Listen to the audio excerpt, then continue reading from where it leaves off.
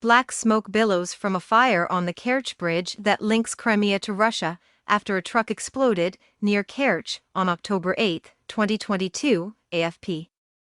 Traffic resumed Saturday over a key bridge linking Russia with Crimea, seen as a symbol of the Kremlin's annexation of the peninsula after it was partially destroyed by an explosion Moscow blamed on a truck bomb. The Kremlin announced on the same day the appointment of a new general to lead its Ukraine offensive following a series of battlefield setbacks that triggered unprecedented criticism of its army at home.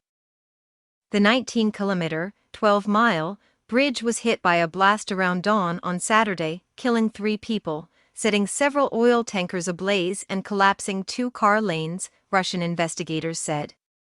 The explosion drew celebrations from Ukrainians and others on social media, but Ukrainian President Vladimir Zelensky made no direct mention of it in his nightly address, and officials made no claim of responsibility.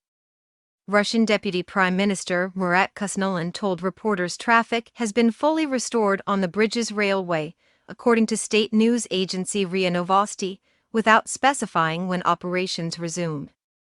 Kusnulin had confirmed the resumption is for both freight and passenger traffic in an earlier post on Telegram, and said one of the destroyed lanes would be restored in the near future. Local officials had said earlier in the day that the bridge had been reopened to motor traffic with vehicles subject to stringent screening, while rail operator Grand Service Express said the first trains had left the peninsula for Moscow and St. Petersburg. Dramatic social media footage posted less than 24 hours before Moscow's statements showed the bridge on fire with parts plunging into the water. Following the blast, the bodies of an unidentified man and a woman were pulled out of the water, likely passengers in a car driving near the exploded truck, Moscow said.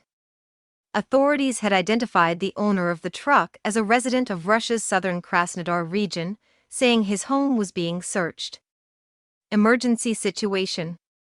The bridge is logistically crucial for Moscow, a vital transport link for carrying military equipment to Russian soldiers fighting in Ukraine. It is also hugely symbolic.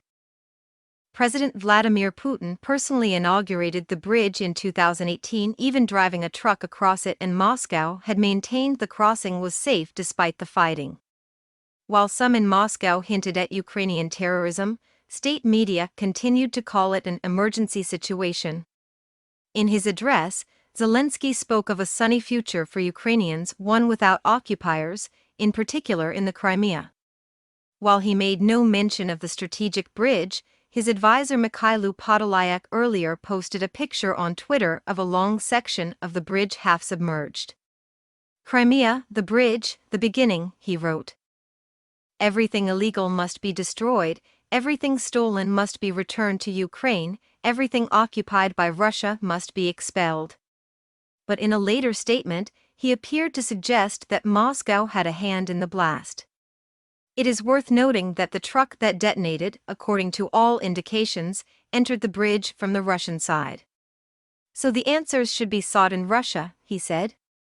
The Ukrainian post office announced it was preparing to print stamps showing the Crimean Bridge, or more precisely, what remains of it. The Kremlin spokesman said Putin had ordered a commission to be set up to look into the blast.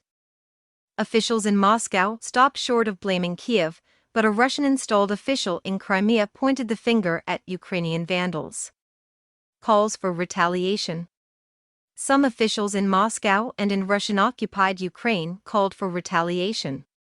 There is an undisguised terrorist war against us, Russian ruling party deputy Oleg Morozov told the RIA Novosti news agency.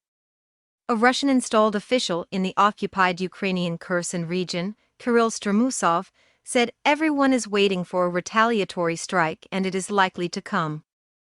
Military analysts said the blast could have a major impact if Moscow saw the need to shift already hard-pressed troops to the Crimea from other regions, or if it prompted a rush by residents to leave. Mick Ryan, a retired Australian Major General now with the Centre for Strategic and International Studies in Washington, said that even if Ukrainians were not behind the blast, it constituted a massive influence operation win for Ukraine. It is a demonstration to Russians and the rest of the world that Russia's military cannot protect any of the provinces it recently annexed, he said on Twitter. Authorities in Crimea tried to calm fears of food and fuel shortages in Crimea, dependent on the Russian mainland since Moscow annexed it in 2014.